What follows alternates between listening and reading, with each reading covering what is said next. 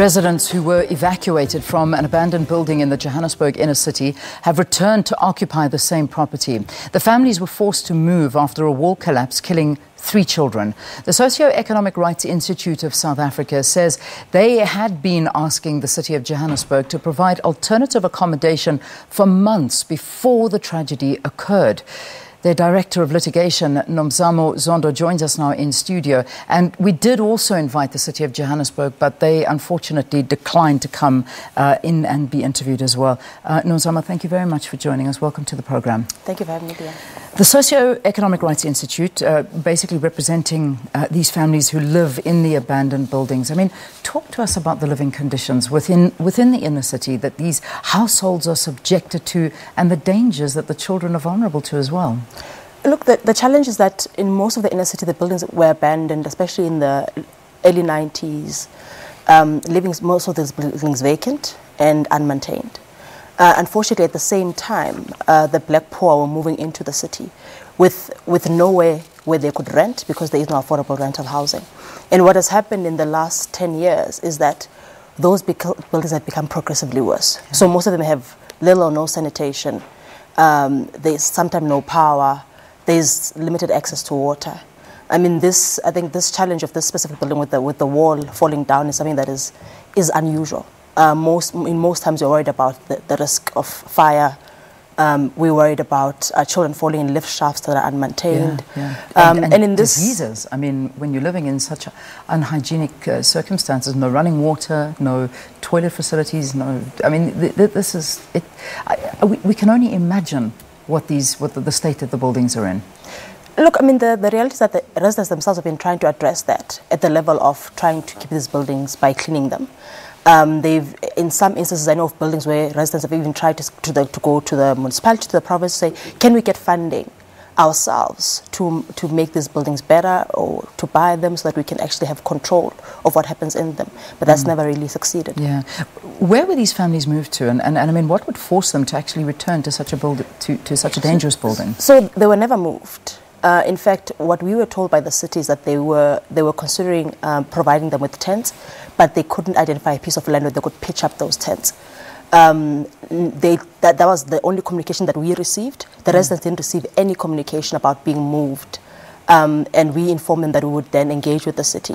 As early, I think as yesterday, we were invited to a meeting with the City of Johannesburg to discuss probably the relocation of the community. Yeah, I mean, it's hard to comprehend. I mean, this tragedy has really opened up a can of worms purely because of the media's involvement in all of this now. You've been seeing it, you've been speaking about it, and it's taken the death of 3 children to open up this massive can of worms that is there. It's happening and people are living like this. But from what you've heard and what you've seen and the noise that the City of Johannesburg is making and the reasons that they're giving, what are you reading into it?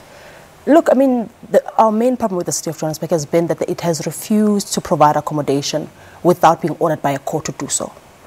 Even worse, it has at least acknowledged that there is a housing crisis.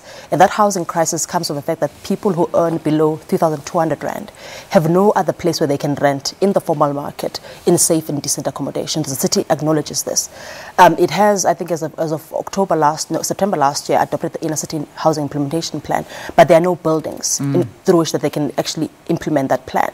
And the real challenge is moving people from the dangerous circumstances they are in now to safer accommodation. Unfortunately, as we speak now, through our engagement with the city, there are no such buildings. The city is planning to roll out low-cost accommodation, is planning to roll out temporary emergency accommodation, but there is none to speak of at this point. Yeah. Who owns these buildings? So most of them are owned by private developers or property speculators. Who probably bought them in the last 10 to 15 years, but they bought them with the residents living in them. So, for instance, this community and many other communities that SABC represents are already under threat of eviction from those owners. But then the state has the obligation, in such instances, people can't house themselves, to provide to rehouse them. And unfortunately, that's where we've been stuck. So that is the sticking point now. The buildings are owned; they've been bought by new owners. They can't evict those people that are living in them, so it's the city's obligation to find alternative housing for them, which they're not doing. That's the problem at this point. We need the City of Joburg to come in and talk to us as to what can be done, how can they help, and people can't be living like this, and if they've got nowhere else to go, I don't think anybody would want to be living in this situation, but when you have nowhere to go, you have to stay with what you've got.